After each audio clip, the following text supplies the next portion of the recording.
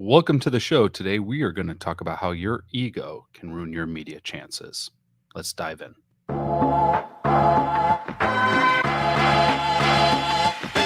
Are you tired of the endless stream of fantasy marketing and vanity metrics? Yeah, so am I.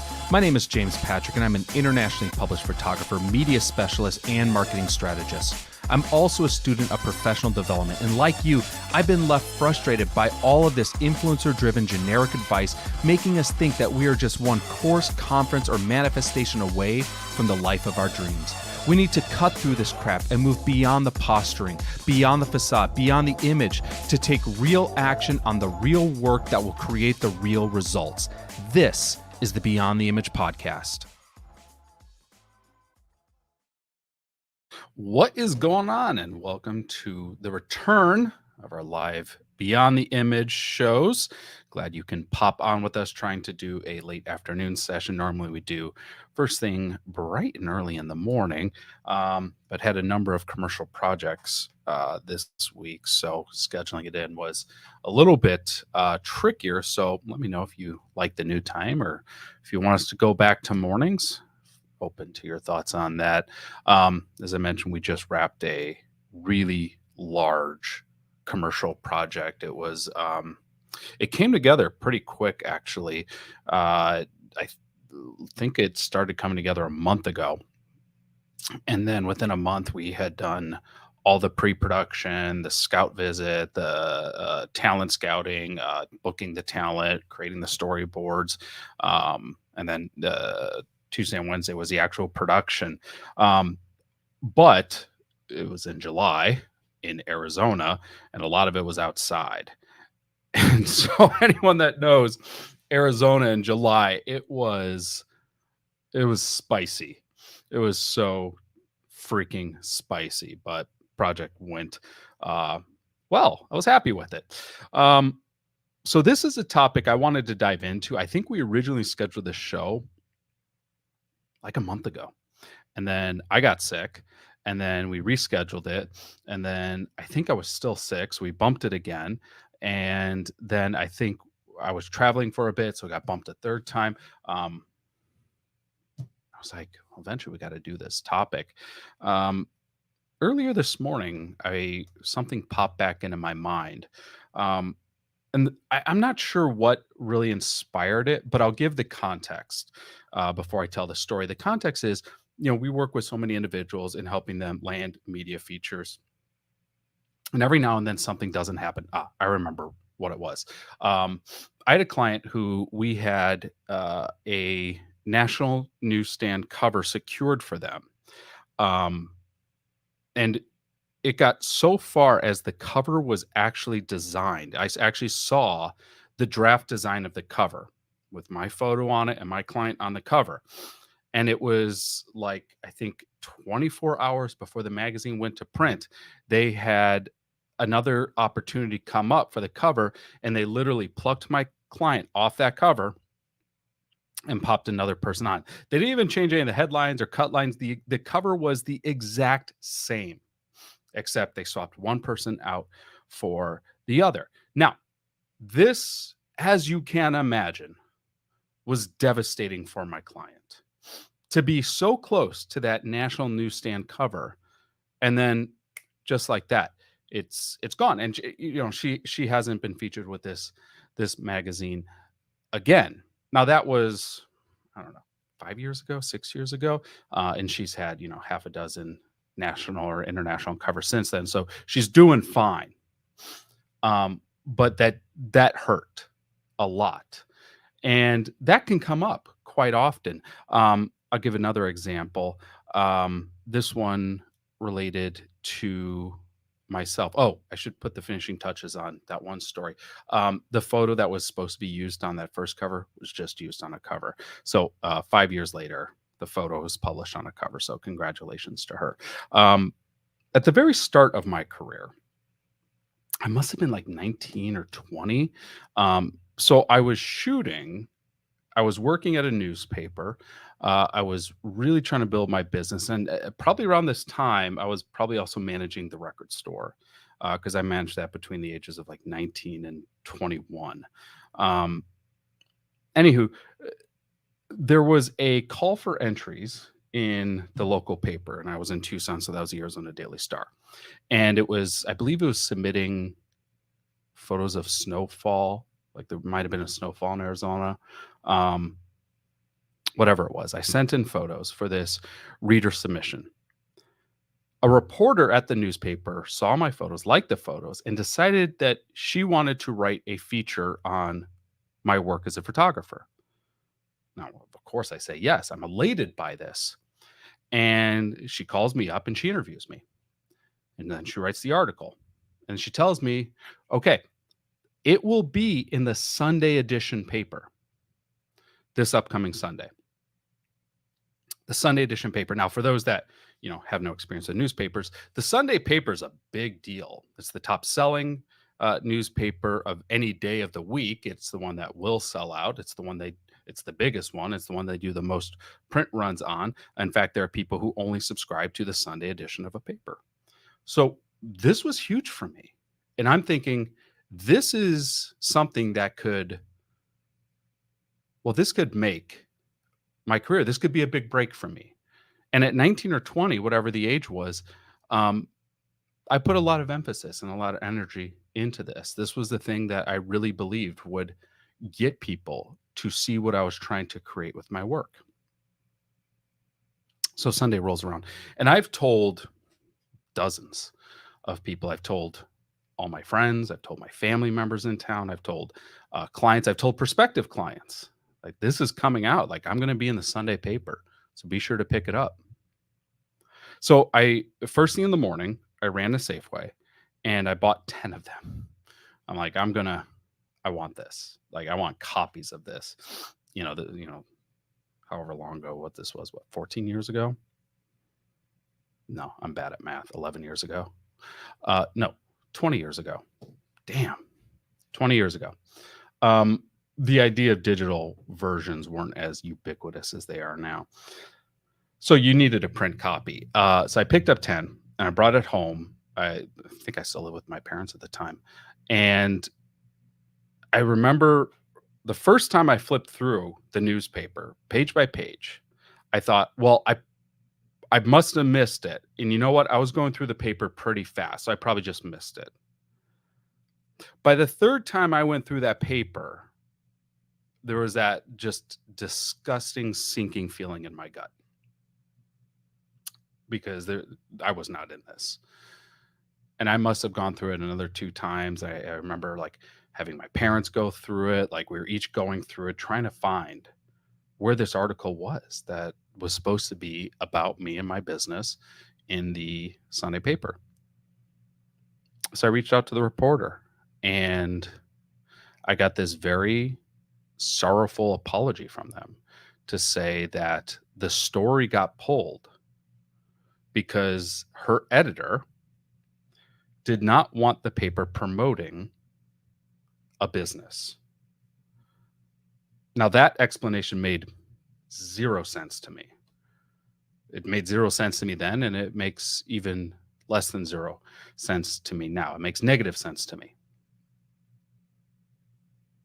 So the rest of that day, I was fielding phone calls and emails from all the people I let know about this media feature who bought the newspaper and also could not find my feature.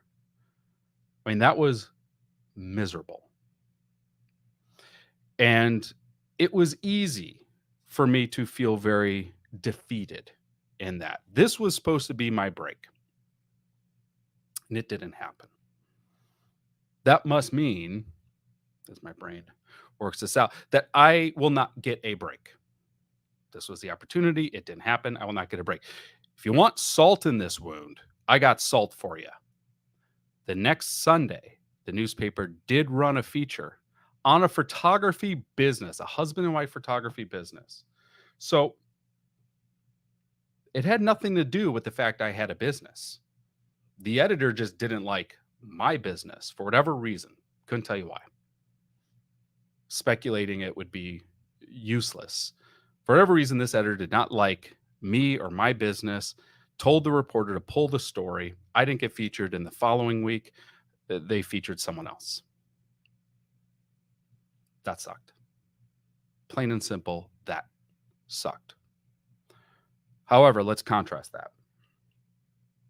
I think I'm over, at this point in my career, 700 published magazine covers, thousands upon thousands of interior magazine features. And I myself and my business has been profiled on countless magazine, podcast, television, radio, and newspaper features. In fact, fun anecdote, um, that same newspaper, the Arizona Daily Star, launched a magazine a few years later and hired me and paid me to be the photographer, one of the photographers for that magazine. So I started getting paychecks from that company that created so much frustration. So I tell this story not to humble brag, although it was a good humble brag, but to give context that these obstacles or these barriers should not be the things that complete this quest or complete this journey, that these are things that you can work through, that you can work around, and eventually it becomes part of your story. Like, I now have this story of that time. This did not happen for me, and how I had to figure out another way to make that break happen for me. Not happen to me, happen for me. I had to make it. But there's a balance to that. And I think the balance to it is coming to a potential media partnership. And I use the word partnership or relationship, because those would probably be the two best words. In a way that you are focused on the mutual benefit of this arrangement. When we're getting pitches, and I run several magazines, we have our podcast, we have our digital network, so we get lots of media pitches. It is very clear and transparent when someone is pitching and they only want what's in it for them, and they're not willing to help out the media outlet and give the media outlet what they need. Ultimately, this needs to be something that benefits both parties. The media outlet needs great content to serve their readers or their listeners or their viewers. Like, so when I do this show and I have a guest on this show, I need to ensure that that guest is going to be good for you, my audience. And if that guest cannot give you something that helps you, I can't have them on my show. It doesn't help my audience. Yes, it would help that guest to be on my show, maybe. But if it doesn't help you, then it doesn't help me. Then this is not a relationship that's going to work out. I had a publicist reach out to me to have their client on my show, and the pitch was fine. The angle was good. So I was like, fine, we can have them on my show. And then I got this apologetic message from the publicist back. Oh, sorry. He's not booking shows right now because he's doing something that he considers more important. I don't remember what that more important thing was. So you had your publicist reach out to a bunch of people, and either you didn't like the shows that they landed for you, so you turned them down, or you had them reach out to people and you just weren't interested in being in shows and you're doing things that were more important. So no, they reach out. Well, can we circle back in 6 months to have them? No, absolutely not. I think we're done here.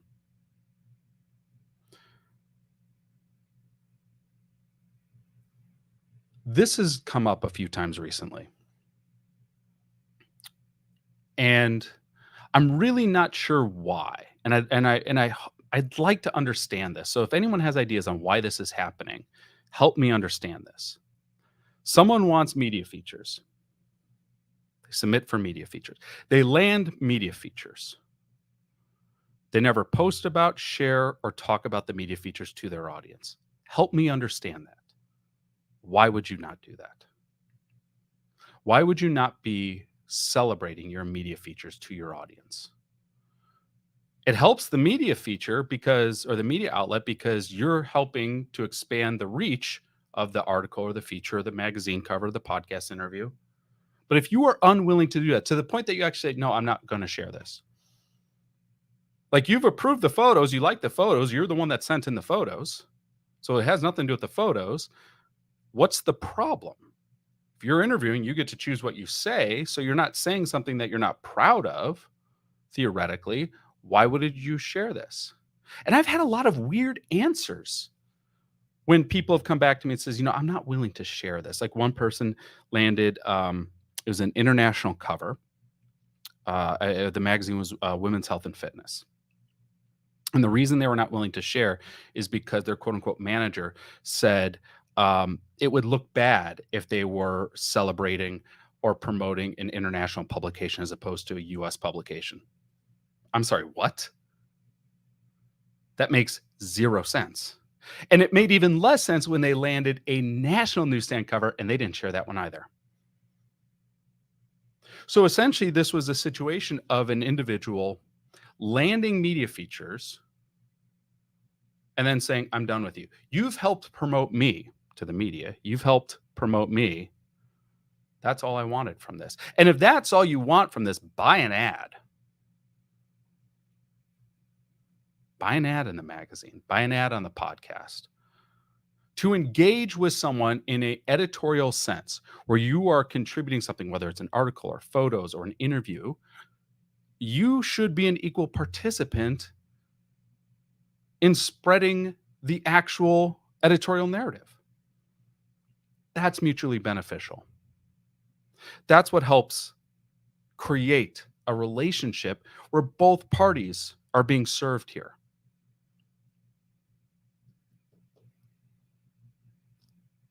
Lori says, I can't wrap my mind around that. I can't wrap my mind around that either.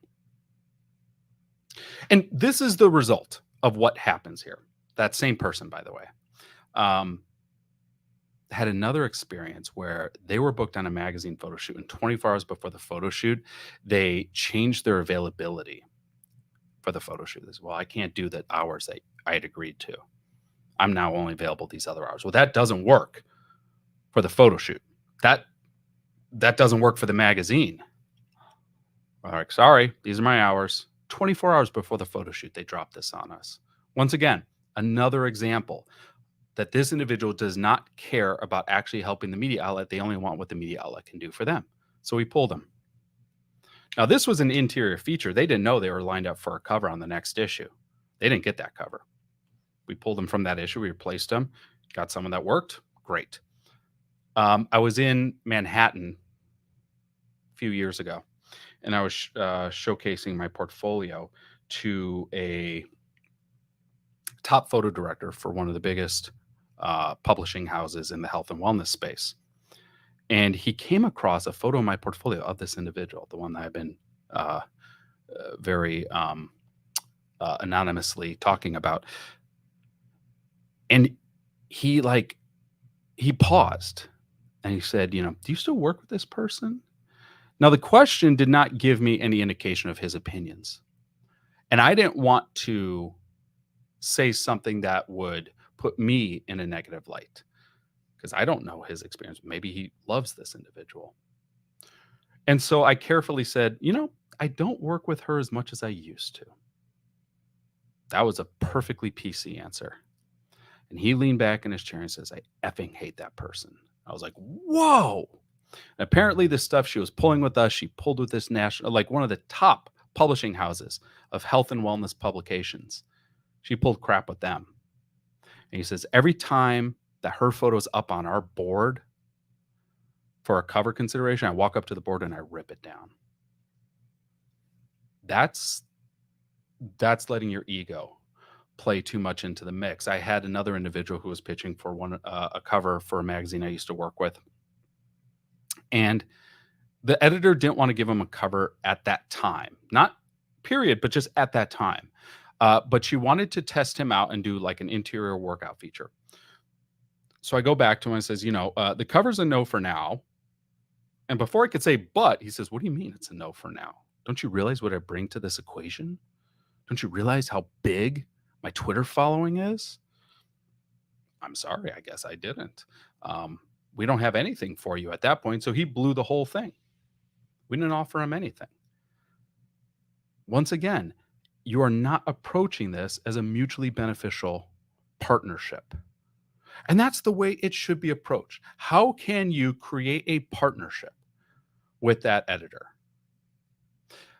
Earlier today, I was talking to an editor for a client, and we shot a new magazine launch.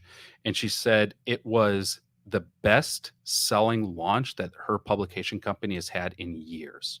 In years. Years. Best selling launch. So, what's the conversation? How can I help ensure the next one is even better? I can help provide the photos. Yes. Okay. So we're going to go out and shoot the photos. Do you need support with editorial? How can I help out that way? What connections can I set up for you?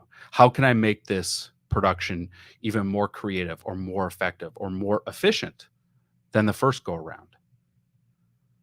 That's a team player. And when you become a team player, you get responses like, yeah, the client said they don't trust anyone but you on this project. Okay. Or when we had the recent cover of a magazine drop, the first email we sent after thanking the editorial team and then sharing this amazing feature we had was, what is the theme of your next issue? Because I want to make sure we come up with a lot of great ideas to support that issue. And this is how an individual can turn one feature into another feature, into another feature, into another feature. We had someone who we tested as a writer, and they wrote for a few of our issues of Icon. And they wrote really well for us. And then we had them on the podcast. They did really well on the podcast. So we had them back on the podcast, and they did amazing on that. So we put them on the cover of one of our magazines, and that was one of our best selling issues. So we just gave them a column in one of our other magazines. So they'll be writing in every issue. So every issue, they're going to be in front of our audience. That helps them. And we are served because we're getting the content that we want for our readers, that our readers want. So as you're pitching, as you're positioning yourself, remember to be asking yourself, what is it that I can do to show that I'm invested in the long-term relationship that I'm trying to establish with this magazine or this podcast or this TV show or this newspaper, whatever it is? That's what's going to shine through. And great editors, I mean, this is even better than your pitch editors, because great editors, when you build a successful relationship, great editors will work to find you an opportunity.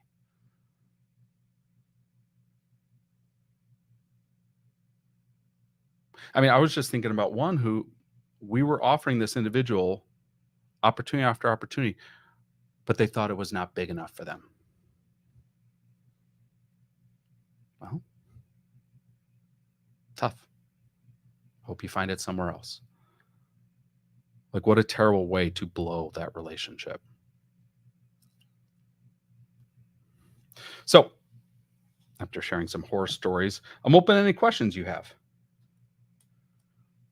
Questions on marketing, questions on PR, questions on relationship building, questions on getting in front of your target clients. And you're welcome to put those wherever you happen to be tuning in to this show. Also, let me know if you prefer this show in the evening or you want me to go back to AM recordings.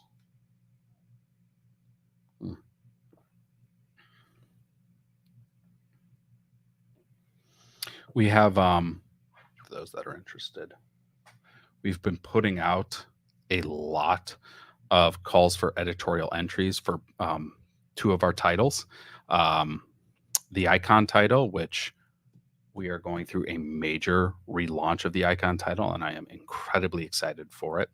And then we have completely retooled our Ricochet magazine, and we have lots of content opportunities for that. So check out either of the Instagram pages for that.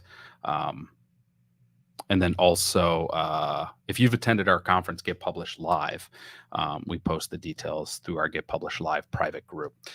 We just had a bunch of cool features come out from Get Published Live. We had Danielle Camella just landed the cover of So Scottsdale. Ashley Wilkie just landed the cover of Elements magazine. Nadine Dumas landed the cover of Elements magazine. We had Ashley Cisneros land the cover of Center Stage magazine. It's been really cool. Jet Moore just landed the cover of Ricochet. Let's see, Michaela Kustance landed the cover of Center Stage. Jen Drummond landed the cover of PFP magazine and the cover of Center Stage magazine. Kimberly Castle landed a cover of Center Stage magazine, as did Jana Breslin. Jana Breslin also landed the cover of Strong Fit magazine. Lots. Ashley Weens landed the cover of Train for Her magazine. Ashley Wilkie also landed a cover of Ricochet magazine. So many media features. It has been amazing to see all these come in. So yeah, we did announce we're coming back next year. So it'll be May of next year for Get Published Live. It'll be our 10th annual. It's freaking crazy. Someone on Facebook says the evening time is better. Okay. All right. Good to know. Good to know. I'm fine with it. Whatever's better. I don't care. I'm happy to talk anytime. All right. Looks like we don't have any questions popping in right now. So I'll let everyone off for an amazing evening. Thank you so much for tuning in. Please make sure you're subscribed on YouTube. That helps so much. Smash that like button on YouTube. That helps a lot as well. The replay of this will be up on the Beyond the Image podcast, wherever you get your podcasts. So thank you for tuning in. We'll talk to you soon. Take care, everyone.